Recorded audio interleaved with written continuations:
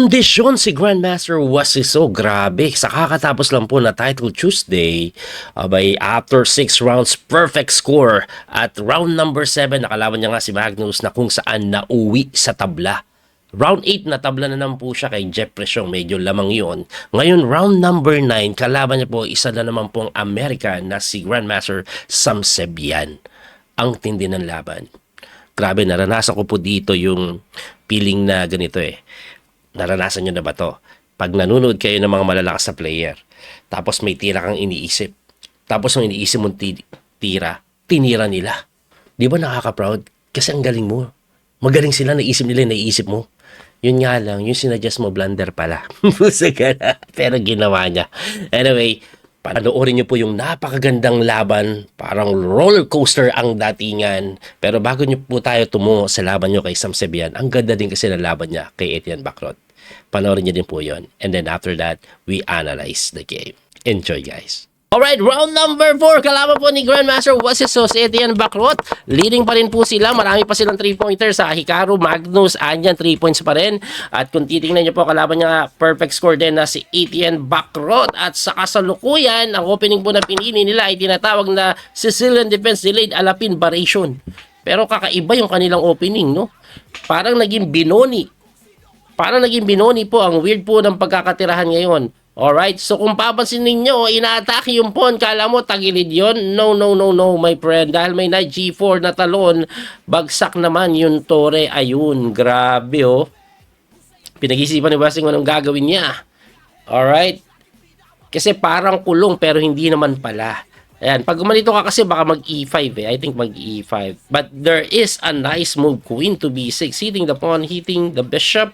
Ayan oh. That's all according to Engine. 4 minutes pa may get. Ito pong si tiniro ni West, chess player si West eh.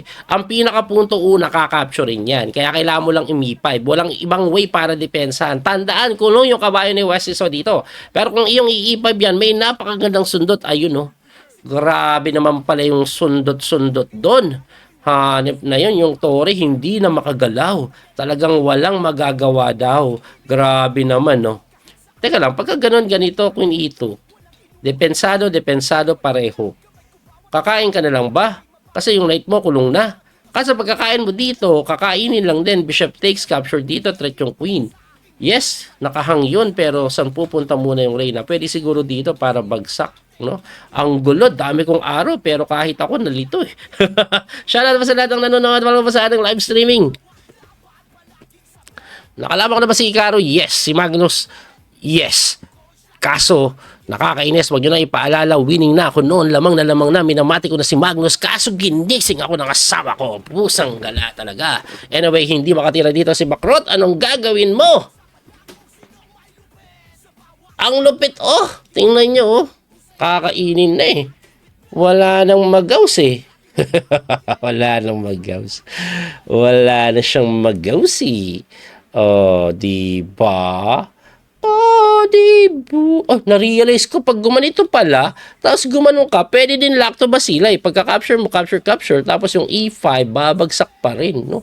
Grabe pala yun, ah. Grabe. Hindi na makatira. Hindi na makatira ang bangkala. Etienne Bacrot, nakalaban ko na to ng Title Tuesday. Ay, ini-5 na nga, Queen B6 kaya ititira ni Wasi. Nakita niya kaya? Kasi kung nakita niya yan, abay, hanip yun. Pang malupitan na tirada kasi may threat na ganun, no? O, diba?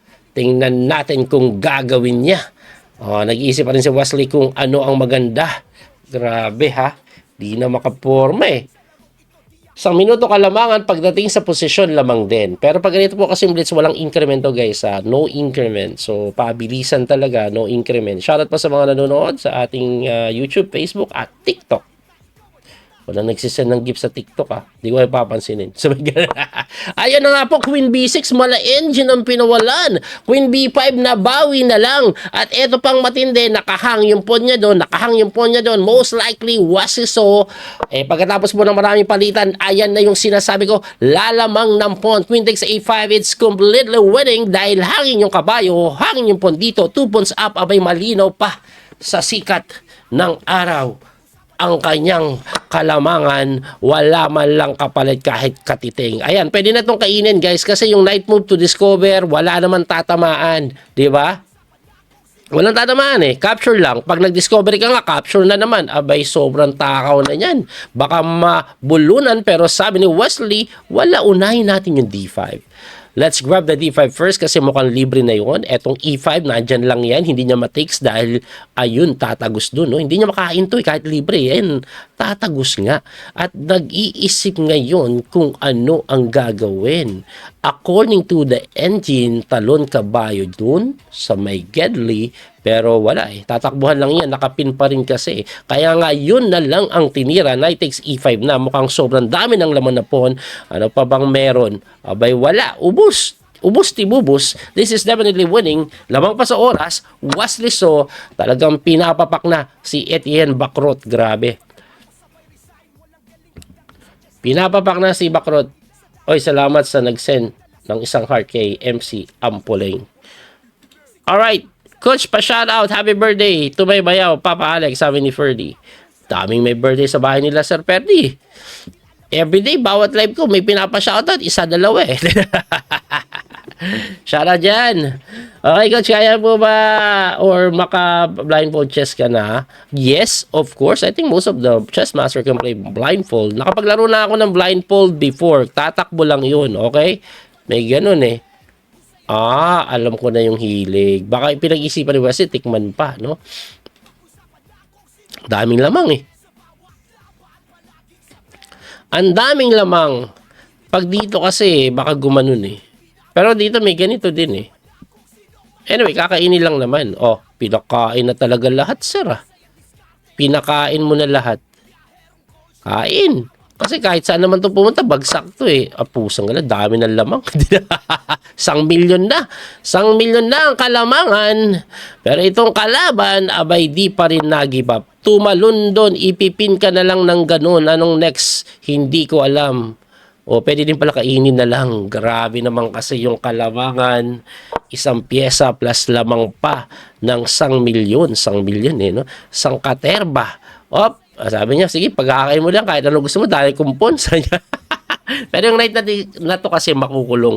Like for example, kainin mo to, capture, saan na to pupunta? Tingnan nyo yung nangyari. Yun na nga po. Kakainin na lang to. Walang nabaliw na, pinakain na lang pala yung Reyna. Pusang gala. Sacrifice sa may resign pala yun. Nakalimutan ko yung kalaban ni Wesley, idol ako. Hanap na yan. Teka lang guys, Wesley So kalaban niya. Another American, si Sam Sebian. This is round number 9. 7 out of 8 si Wesley. 6 na panalo, 2 tabla. Yung isang tabla niya kay Magnus. Kailangan niya manalo para tuloy-tuloy ma-maintain yung kanyang kalamangan. So E4 ang tinira, E5 naman ang pinawalan ni Sam Sebian. Knight C3 ang kadalasan. Vienna game po talaga ang paborito ni Wesley So ngayong gabi. Ayan tapos nagdi-D4 lang. Pamblitz niya talaga itong Vienna game na talagang inaaral niya panupresa. Ang ganda ng bagong approach ni Wesley So na yan eh. Ang cute eh. Parang naging center game Center game. Parang naging center game guys. Naging center game. Center na game pa. Pusang gala naman Ang agresibong tinira na laro na yan ni Ali Reza. Ang ginawa ko ni F2. Ang cute kasi ang weird ng development po ng White pero linya po yan. May mga awkward development na tinira. Ito po ay isa na pong novelty. First time nagamit sa torneo. Hindi daw ganun kaganaan because of the D5 move. Pero nag-bishop lang po. Tama develop. Queen F2. Ang weird po ng posisyon ng piyesa dito ni Wesley. Pero it's all part of the plan. Ayan, din E5 na nga. Knight G5 naman. Tuloy-tuloy lang. Walang pakialam. Bahala ka kung anong gusto mo. Ako naman, tamang develop lang, depensa na din ng konti, pero may threat po siya sa bishop kasi kailangan niyang tanggalin yan para magkaroon ng pair of bishop. So, equal daw po ito, kailangan lang capturein, pero umatras at pag-atras, pwede na mag-Queen F2. Queen F2 na. Kasi ang plano po niyan, pagka Queen F2, kakainin na to kaya malamang kumain, pero hindi Nag-A3 pa nga. Ang A3 mali. Kasi may H6 na. What's the difference kung nag-Queen F2? Kahit mag-H6 ka, may capture dito. Ayun capture ka sa kabayo, may kain dito Yun ang mangyayari sana. Kaso, iba yung ginawa ni Wesley. Oy, hindi pa rin ginawa yung dapat niyang gawin. Di makakatakbo-takbo na. Takbo-takbo. Pwede nga ata ito eh. Queen F2 pa rin ang ginawa. Okay. Takbo-takbo na ha. Buti na lang, umatras yung Bishop, hindi nag-8-6 muna. Lamang sa oras sa time si Wesley. Lamang sa oras sa time si Wesley. Pusak, pati ako nagulon sa sinabi ko ha. Lamang sa oras sa time si Wesley. Di ba? Pag di nyo pa naintindihan yun, ewan ko na lang. Anyway, nag-iisip dito yung kalaban. May threat po dito na capture si Wesley. So, kinapture na lang. Ngayon, pwede daw, Bishop C4, sundutin mo. Grabe namang atake yun. Tuloy-tuloy. Nakadevelop pa. Pag tinira yan ni Wesley, ayawan na. Pusa. Grabe kay engine yan. Pwede naman kainin, simple lang. Pero eto kasi, mapipilitan dumipensa muna eh. Magiging awkward pa yung tore bago mo tikman. Pero hindi, Bishop F4 ang pinawalan. Wala sa mga analysis o nakita ko na tinitira o sinasuggest ng engine man lang. Nagpapa 1 pawn down. At saka tinulakan. Saka kakainin yan, malamang. Di ba? Yun na nga po nangyari, yung Bishop hindi makagalaw. By the way, nakapin po kasing ganyan. Alright? Tapos gaganito mamaya na may pressure doon. Lamang na naman si Wesley. So, please lang wag mong ipatabla yan. Please lang. Kaya mo yan, boy. Bibigay ko sa iyong aura power. Ang mas man laking maaasahan. Pusang gala. Sumayaw. Nep na yan. Pwede bang kainin na lang? Ay, hindi. May rook takes eh. Ang ganda sana eh. Pagka-capture may ganun eh. Pero Queen G3, para simpleng, may threat na ganun, ano pa ang gagawin mo po? Abay, kinapture na nga, pero meron takes E4 eh. Ba't nakinig ka sa akin? Huwag ka nakikinig sa akin, Wiz. Mali-mali mga tira ko eh. Pusang gala. Nakinig siya sa akin. Lagi na lang ganun. Pag nagsasuggest ako ng blunder, tirang pogi, ginagawa ni Wiz. Lamang na lamang Nung nakaraan din yung sinadjust ko kay Chitang Baram, ginaya niya. Blunder pala. Ayoko na mag-suggest.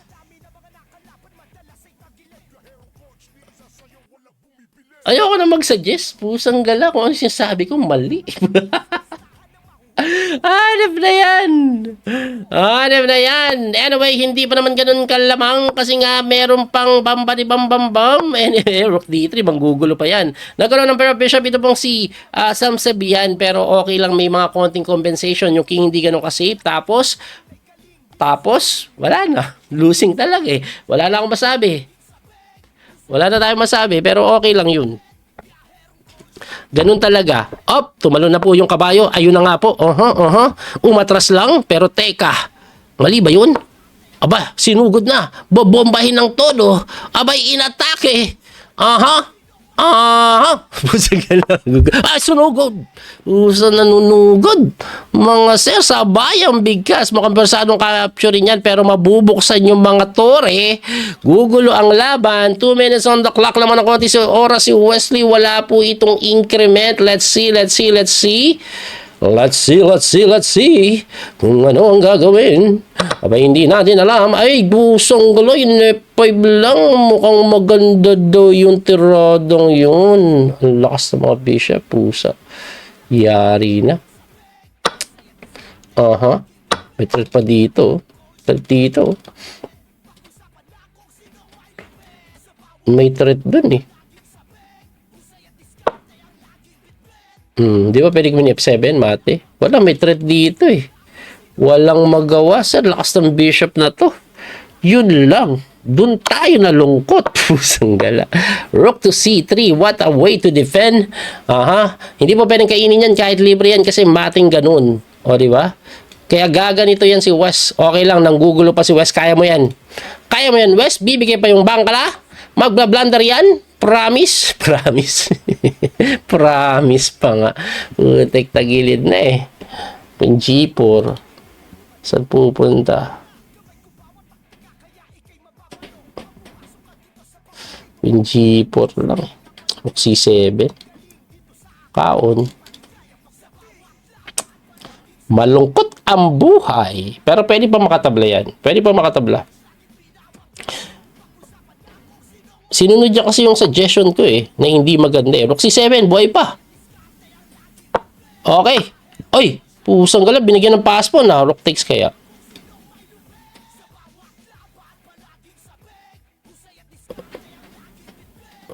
Rook takes. Ano ba kain? G takes o rook takes? Kailangan mo ito pag-isipan ng matindi. Rook takes or G takes? G takes yung ginawa. Capture. Okay. Rook G1. Persado naman gumalaw. Ano pa bang ibang titira mo dyan? Baka nag-isip siya ng Rook E1. Rook E1 kasi harangan lang kaya ayoko yun eh. So, dito na lang. Oh, dito pinili niya, no? Bishop E4, kinapture. Alright. Aha. Passmon din. Pusang galing. Hindi lang pwedeng siya yung manalo. Kailangan magpilit din tayo paminsan-minsan pag may time. Pusa. Pag may time pa nga. Pero yun ang ginawa. Asa kayo tutulak to? Asa kayo tutulak? Kining mo ba? B4. Tapos ganun, no? Guys, oh. Makakapaspon pa din, no? Diba? Maganda yun. Tingnan natin kung gagawin ni Wesley. 1 minute. Sige, nagkakapanikan. Ayun na nga, ginawa. Yun na nga ginawa. O, susong ka lang, tinutulak na yung pon. Bakit manalo? Sige, galingan mo. Pakita mo na may may asim ka pa. Pusa. May asim ka pa. Ay, kung sa gustong matiin. Ay, sige. Ilakto-lakto mo. Rook E7. Kailangan mo itakbo. Ayan na. Lumalamang pa. Sige, galingan mo. May passport parating dito. May tira din ganon. Saan pa? Ano pang gagawin mo, boy? O, diba? Ang hirap-hirap pa. Winning pa. 30 seconds na lang yung bangkala. Hindi makatira. Kaya mo yan, Wesley. Let's go. Pusang gala. Kaya pa yan. Let's go. Aha. I like it. At napabalik na nga A7. This is already winning kasi may ganun parating. Hindi na madipensahan yung pawn, guys. Hindi madipensahan yung pawn. Yung pawn hindi madipensahan. Hindi madipensahan yung pawn. Promote and then promote. Tapos ang labade. Ay, mali. Pusang gala. Yun lang. Ba't kinapture? Eh, may capture. Tapos promote. Tapos winning pa rin.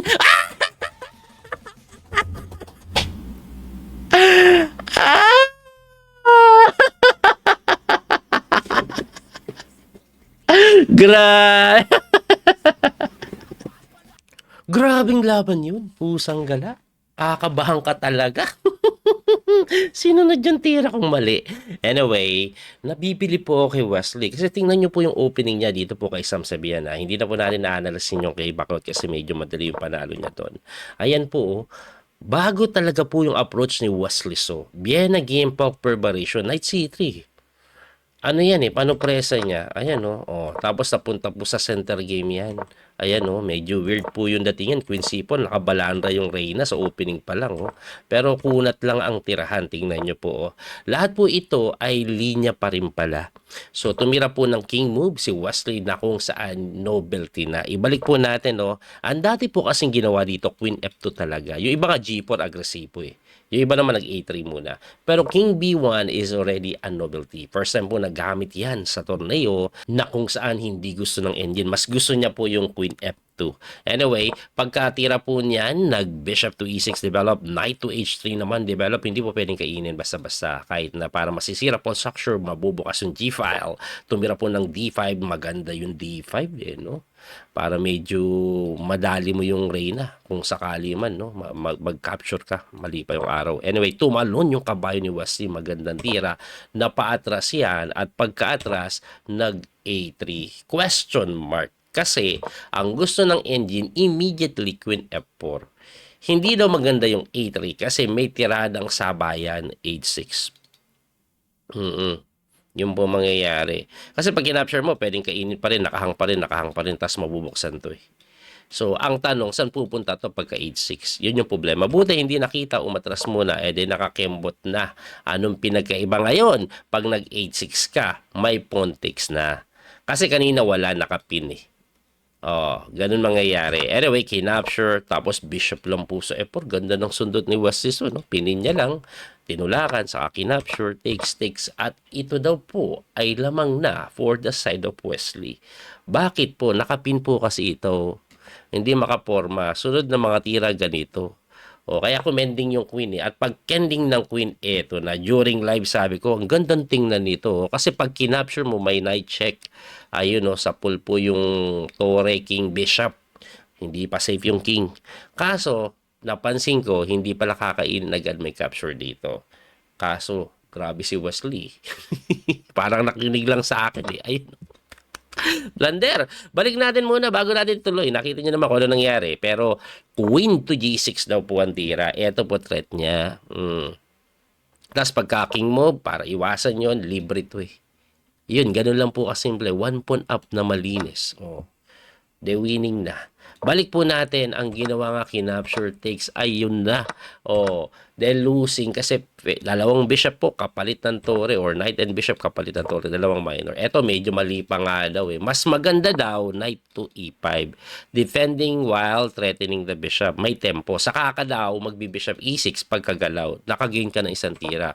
Anyway, gumanon, gumanon naman bishop d5. Gumanon, ayun, nakaangat, atake doon, nag-knight at nakapasok pa yung tore, no? Kung nandito agad yung knight, wala nang rook dito relief eh. Anyway, humarang, tinulak para atakihin pag gumalaw, may ganun ng mga idea yun eh.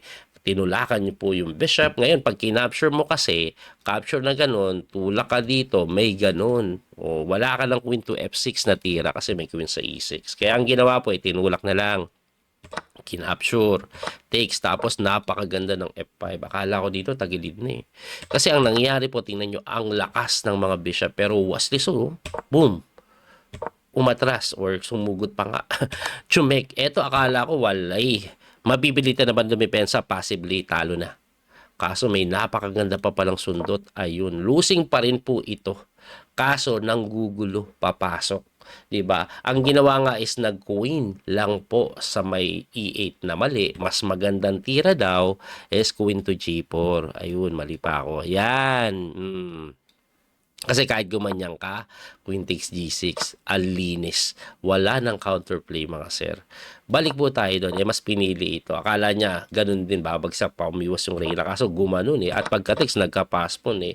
Lamang pa rin po ang item kasi dalawang bishop yun kapalit tore. Ang problema lang, time pressure. Walang increment eh. 5 minutes without increment ang time control. Kinain yung pawn. Ganda nito. Nagustuhan ko to pero hindi siya gusto ng engine. Ang gusto ng engine to. Ako gusto ko to kasi depensado. Tapos may support pa rin. Di ba?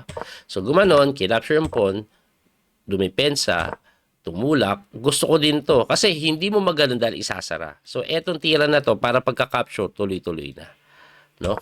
Nag-king move, mali. Ang tamang tira daw is bishop to d4. Ayun, bishop to d4 agad. Tapos dito ka lumapit. Nagkamali. Kumimog. Nagsayang ng tira, naka b4. Ayan, medyo equal pa daw. Kasi grabe yung passpon. Diba? Ayan, no? Tulak lang. Grabe, tumulak. Bakit? Kaya pala tinuloy yun doon, para hindi masalahan pag tinulak agad. Ito threat niya, kaso may ganun lang. Pagkatakbo, by a7, nangisay na. Nangisay na. Tumulak na lang doon, counterplay, wala na kasing oras, 18 seconds on the clock. Kaya lang, may tirada, hindi nakita ni Wesley, promote na. Ang ginawa is ganun eh. Ito po kasi tire. Pag kasi kumapture dito, kainin mo lang po yan. Kainin mo lang yan. Hindi po kasi ito makapture dahil promote with a check. Mate. Mate. Diba? Kaya lang, ang ginawa ni Wesley, ayun, mali pa yun. Alam niyo kung bakit? May tiradang pang malupitan, guys. Kaya lang hindi nakita kasi 18 seconds na lang po siya. May D3 pa lang malupit dyan. May panabla pa. Ibibigay mo lang yung tore. Ang kapalit kasi, pagka-capture na ganun, ayun, persado ka mag-sacrifice kundi mamatiin ka ng pawn. Ayan ang mangyayari. Bishop takes ito, tapos king movean mo lang. So, pagka king move mo, baka umatras para sana mag-promote, may check na ganun. So, ang best move po is simple. Bishop to e4, depensa. Ayaw. Tapos, eto threat mo. Nako, persado ka ganire. Tapos, b2. Persado takbo yan. Hindi mo pwedeng kainin eh. May capture check eh. Tapos, mababantayan. Ibantay yung ganun. So, magki-king move. At pagka king move, promote. Ayun. At pagka-promote, since halos mamati ka, kakapturein mo. At pagka-takes, kiking movean mo lang daw. Pusang gala, tabla pa yan. Ang gulo nun. So, basically, eto, isa-sacrifice na yan. Tapos, eto, tama magbabantay siguro, gagay dito, capture. Tabla pa rin. Okay? Kasi mawa one piece o maka-quality down pero winning pa rin. Yun nga lang, ang hirap kasi makita eh. Ang ginawa is kinapture na lang, takes sabay promote tapos ang labada. Nag-resign na. 15 seconds na lang kasi may Reyna. Ang pinaka-best na pwedeng gawin ito eh. Kaso wala na eh. Ayan o, wala na. Winning na yan. Queen versus Bishop and Pawn. Anyway, ang ending nga ng torneo, after niyang manalo dito, natalo po siya kay Lasabik. Tapos natabla pa last round. So, ang nag-champion, Magnus pa rin. Napakita ko na yun sa nakaraang video eh.